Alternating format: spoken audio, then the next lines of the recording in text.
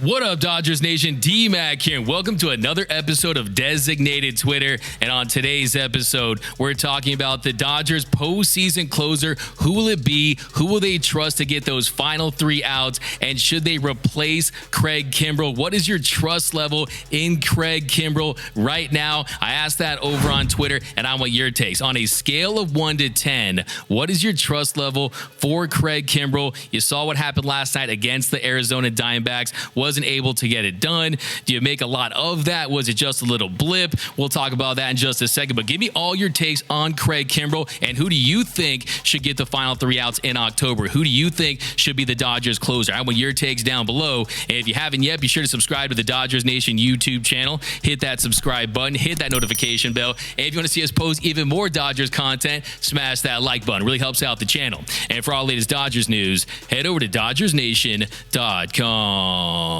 So has the magic already run out on Kimbrel? Craig Kimbrel has one bad appearance, and you're already ready to let him go. Hey, when I tell you that was going to happen the first time he blew a save, and sure enough, last night, he blows the save, and his name is trending, okay? And you guys are unhappy. It seemed like some Dodger fans last night, they were pressing that panic button, and then I saw some Dodger fans yesterday defending Craig Kimbrel, saying it wasn't a bad pitch. Now, take a look at the at-bat. First pitch to Alcantara, fastball misses high and away. Next pitch, Barnes wants a fastball outer third. It ends up as a fastball inner third. It goes as a strike.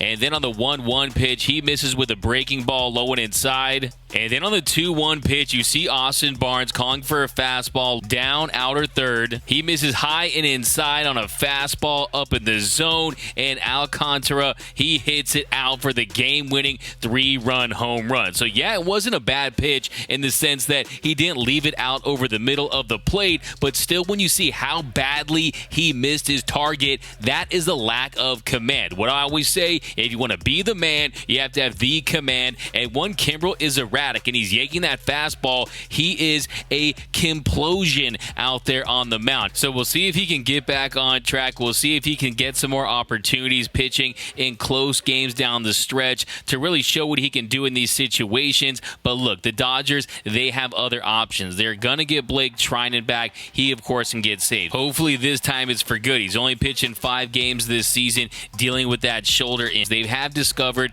Dr. Phil Evan Phillips this season. You've seen what Tommy Kahnle's been able to do. You could always use a guy out of the starting rotation. You saw what they did with Julio Urias. Maybe Dustin May gets a surprise save in there somewhere. So really the key to all this is closer by committee. You play the matchups. You got so many talented pieces in that bullpen. You have the studs that we just mentioned. And don't forget Chris Martin. He's been fantastic with the Dodgers. Bruce Dark-Gratterall is still coming back. Yency Almonte. This team is going to have options if they want to go the closer by committee route. We saw the Dodgers, they moved off of Kenley Jansen at one point during the 2020 postseason when they went with Blake Treinen. They went with Julio Urias. So there's no way they're going to let Craig Kimbrel decide the Dodgers' fate in the postseason. Let's not forget, he's the guy that was demoted in 2018 with the Red Sox as well. So, but we have definitely entered the put up or shut up chapter for the Craig Kimbrel story here with the Dodgers. Will he be Craig Crumble? Will he be Kimbrelson and figure things out?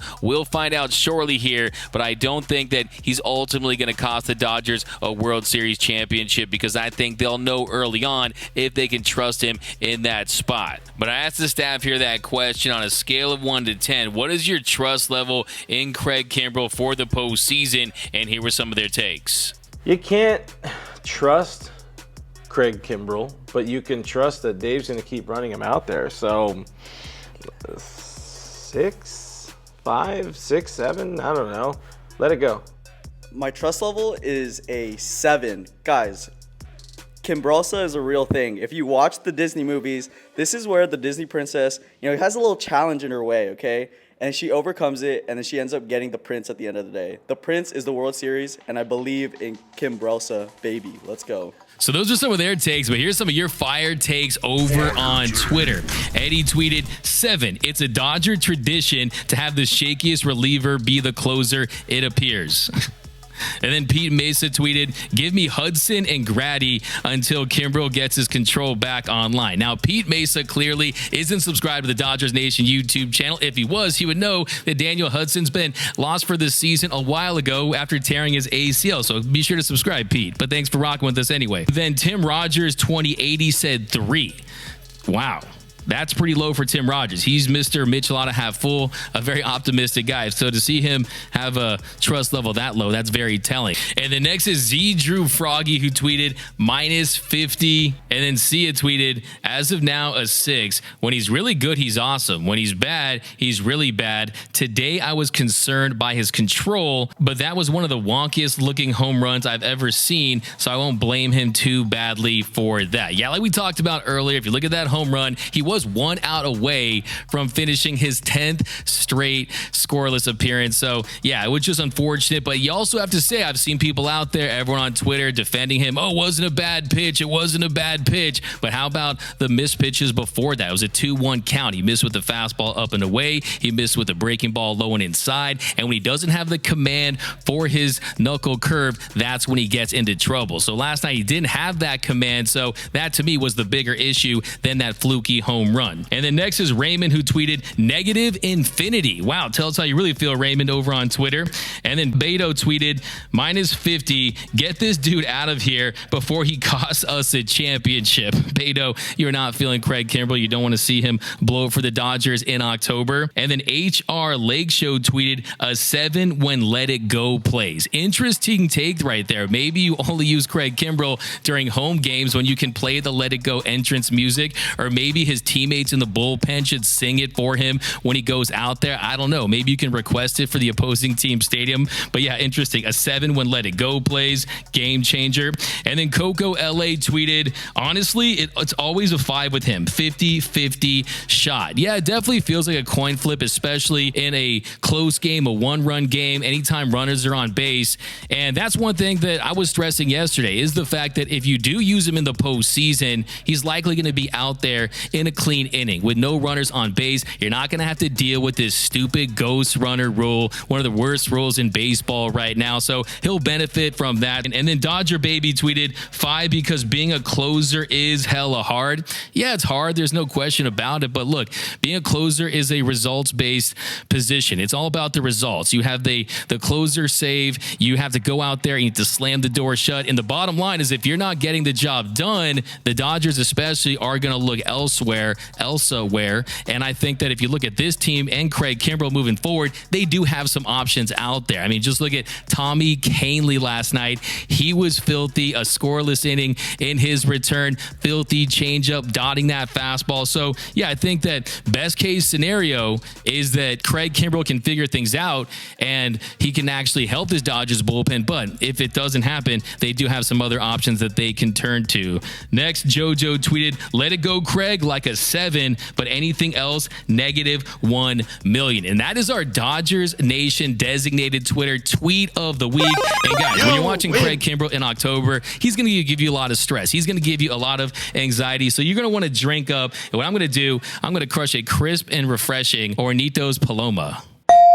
Okay, so Dodger fans, don't get too caught up in Craig Kimbrel's failures and successes in the regular season, because Dave Roberts is going to make the necessary adjustments. I fully believe that. And I think that his quotes after last night's game were very telling. Doc said after the game that if Craig continues to throw the baseball the way he has recently, I have all the confidence that he will finish games for us. But that's contingent on what he's been doing. He's been striking the breaking ball and commanding the fastball. Tonight, it just wasn't there for various reasons. So that really opens the door to say, hey, if Craig doesn't get it done, if it is Craig Crumble, we are going to go in a different direction. And one thing I want to point out to Dodger fans is last night he pitched on a back-to-back. And so far this season, he's pitched on back-to-backs 9 different times, and he's allowed 7 runs in those situations. So to me, when it comes to my trust level in Craig Kimbrel, it's really based on the situation. Is it a back-to-back? Are Are there runners on base? Is it a one-run game? Do they have Let It Go playing from the speakers at Dodger Stadium? Because there has been a difference in Kimbrel in this little stretch that he's had. Since he started playing the Let It Go song, you've seen less strikeouts. The strikeouts are down to 19.4%. He has become a much more pitch-to-contact reliever, so that tells you his command has improved, but you're also seeing a lot of loud outs. I mean, if you look at his expected numbers, they are high on that contact. So I was never really buying into the whole Frozen hype. I mean, come on now. The Dodgers aren't trying to build a snowman. They're trying to build a bullpen. And I think when it comes to October, they need to look somewhere else to find their final 3 outs. I think there is a situation where he is going to get saves in October. He is hopefully going to be a guy that can contribute in some capacity. But if you think that he's going to be a guy that you can trust each and every time to give the ball in a high leverage close game in October, and that he's going to come through every single time, I think that you're crazy. I think that he's a guy that has shown that his stuff isn't as electric as it once was. Yes, you're not seeing a massive diminished velocity with Craig Kimbrel, but it's not as electric as it once was. He's a guy that I hope that contributes, but I also hope that the Dodgers have some other options. So to me, I'm going to still give it a 4. That's my trust level for Craig Kimbrel, and that is in a situation where it's not on a back-to-back. I'll give it a 4. I still think that he can help this team, but I also want to see them go with other guys in big spots. And I know that Dave Roberts isn't just going to give him the ball like we saw him do in previous postseasons with Kenley Jansen. They've learned from that, and they realize that, hey, Craig Kimbrel, what I say, he's not Elsa, he's Olaf, the way he melts down, and I just don't trust the guy in a big spot at this point in the postseason. But let me know down below, what are your thoughts on Craig Kimbrel? Do you trust him? And to me, it's really not about yesterday, by the way. Yesterday was yesterday. I'm not making too much out of that. I'm just saying that things change drastically in the postseason, and the Dodgers, they're going to have some other dudes. So right now,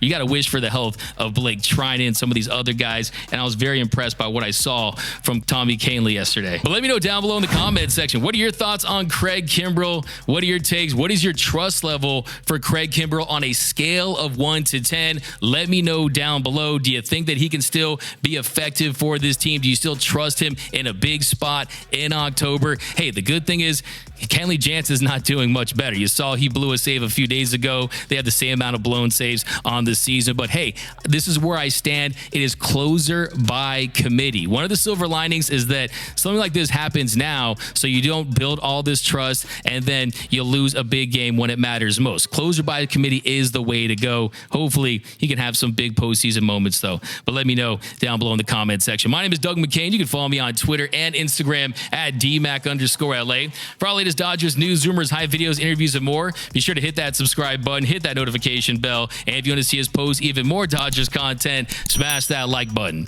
And until next time, think blue, bleed blue, and I'm out.